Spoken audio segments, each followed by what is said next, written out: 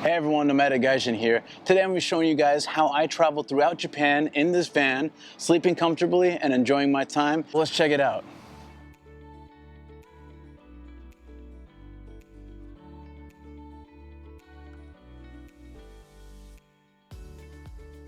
My first few years in Japan, I traveled the country and explored like most tourists. I would pick a destination city, travel by train, book some hotels in advance, and I'd have a trip. But the problem with that is that hotels in Japan are expensive, and you're limited to check-in, check-out times, and you can't go too far from the area that you booked. And then I got a driver's license and a car, and I discovered that there was a whole other world to Japan and so much more to explore. It was like unlocking the whole country where I was once limited to just station areas. So I started exploring and filming for YouTube, but on a budget and needing more freedom, I had to find more creative solutions to my travels. And thankfully, Japan has consideration for travelers and has two very good solutions. Along the highways, you can access service areas or parking areas, and they range in size, but the bigger ones can have restaurants, shops, dog parks, and beautiful lookout points. They're open 24/7, and at the very least they have drinks, snacks, and clean, nice restrooms with washlets, heated seats, and often seat cleaners. It's very luxurious. These are great places to take a rest, but the constant flow of traffic and the close proximity to the highway make them not quite ideal for long-term stays. But located outside the main city areas, more quiet and isolated, are Michino-ekis, or road stations. These places are amazing and a real gem of Japan. Quite often surrounded by nature, they are wonderful places to spend a night. The parking lots at Michino-ekis are open 24/7, as well as the restrooms. Sometimes you even get a view. The shops at Michino-ekis usually have locally grown fruits and veggies and regional snacks, so it makes it a lot of fun to check out and is good for promoting tourism in the region. Although the purpose is short-time rest and selling local goods, Michino-ekis have found popularity among Japanese travelers as a way of staying the night in your car and then enjoying your next adventure after that. Japan has so many cars that can be good for this purpose, but I chose the Honda Freed Plus, which was designed exactly for this. And I'm going to show you how I turned this sporty minivan into a portable little mini hotel. A key point for any car is the ability to put either the back seats or the front seats down.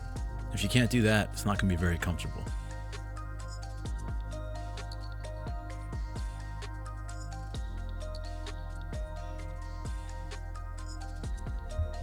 If you're going to be sleeping for any amount of time in your car, you're going to want blockers. Now, these are good for privacy and to keep the light out. These particular blockers were made by Honda for this car, but you can get a lot of third-party ones too. This one has a little window. I like to use what's called Yojo tape to patch up any gaps and reinforce the blockers. It can be removed easily and doesn't leave any residue behind.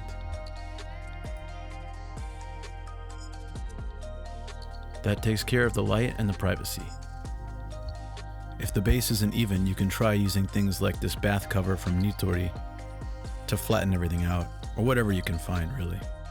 It's not necessary, but I add a little blanket as an extra padding. I find that helps a bit.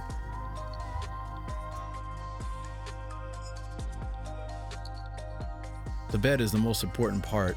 We found a memory foam pad that's really thick and used that as the base for the bed.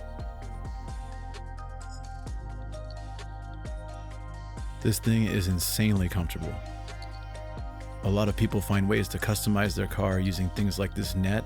It's really useful for putting stuff up and having easy access to it. Phew. Having a table is really useful as well for being able to eat and drink comfortably. Put a tablet or computer so you can watch TV or work on YouTube videos. We like to turn our car off at night, so we use these LED lights. They can last for 24 hours, and they have different settings, and they also clip. And a fan also can run all night. Different settings, can clip on things or sit on the table. With that, usually we're fine.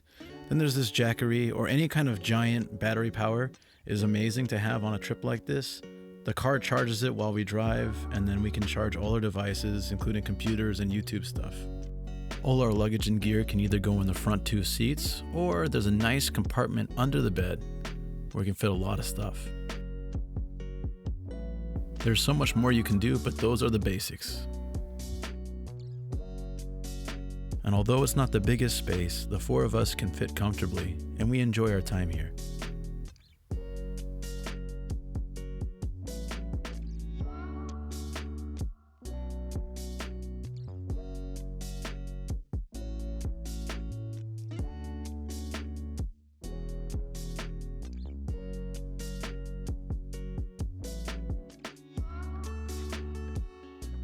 Every night we find a local hot spring or bathhouse to chill out at. That helps us get ready for the next day. After so many questions from viewers about how I adventure around Japan, I had a lot of fun sharing this with you guys. Please hit like and subscribe if you haven't already, and let me know in the comments your experiences with driving in Japan. Have a good one, and see you all next time.